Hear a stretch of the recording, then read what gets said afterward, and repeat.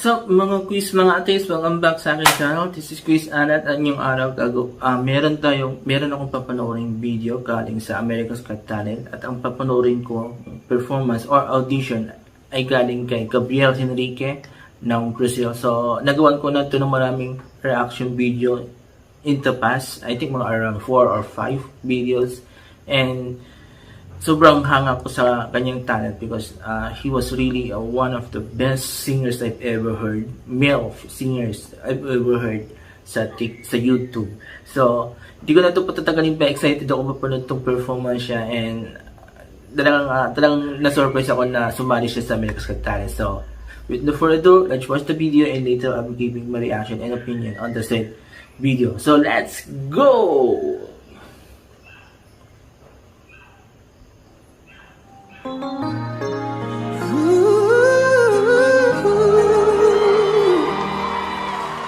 I know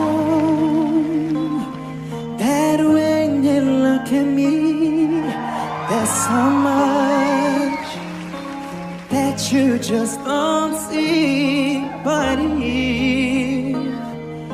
you would only take the time, I know in my heart you found. Oh, get scared sometimes. Who isn't always strong? Can't you see the heart of me? I feel so alone. I wanna run to you. I wanna run to you. Tell me, will you stay? Or will you?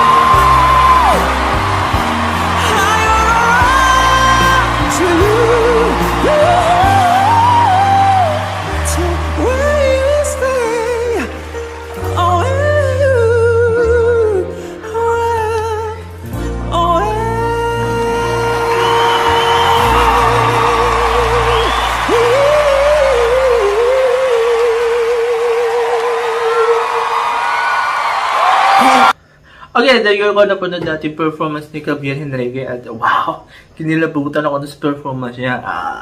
Di ko na-expect yung performance niya, ganun kaganda. Wow!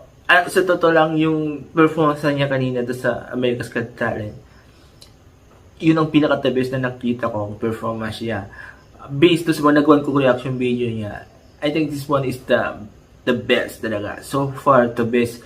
Ang linis ng boses niya, ang sarap pakinggan, yung kulot niya, ganun rin, ganda. And even yung parang yung style ni Mariah Carey na Weasel, di ba? Galing, ang sarap pakinggan. Hindi siya yung pilit, hindi siya yung trying hard, kagaya ng isang singer na Pinoy na trying hard yung pag-whistle, di ba? Hindi ko na papanggitin, I'm sure kilala niyo yun. So, ito sobrang galing, sobrang wow. And he deserves to be in America's Got Talent, and I don't know bakit ang tagal niya lumabas or nag-join ng America's Talent, pero again, he really deserves to be in America's Got Talent. And based on what I read, on the title that I read, he got a golden buzzer. I don't know who gave the golden buzzer, but definitely the one who gave the golden buzzer is really the best, because he or she knew how great this singer, and I hope now that Gabriel Henrique is already in the mainstream media or mainstream stage. Hopefully this will be the start of a better career for him as a singer, diba? Kasi we used to see him on YouTube only, but now he's already on America's Talent, America's Got Talent. And you know how big is America's Got Talent. It reaches a lot of country. So again, this one is the best. So congrats, Gabriel Enrique. And you saw my reaction earlier, and I seldom do that reaction if the video I'm watching is something that really make me smile, make me feel happy. So this one, his performance is really one of the best. So congrats to Gabriel Enrique, and I really like his performance. So there you go. So kung nagustuhan niyo man yung performance ni Gabriel Enrique, please comment down below. Comment below, I mean not comment. Comment below. And kung nagustuhan niyo naman yung opinion ko and reaction on Gabriel Enrique's performance, please comment below, and I will try to read all your comments, and if I needed to reply back, then I will do. So there you go. So before I end this video, please don't forget this four things while watching my videos on my channel: comment, like, share, and subscribe to my channels. Talents Show, ang Pinoy Talaga channel, Proudly Bloom the Vlog, and Tamat Lang People Presents. So thank you very much. Have a nice day, and bye bye.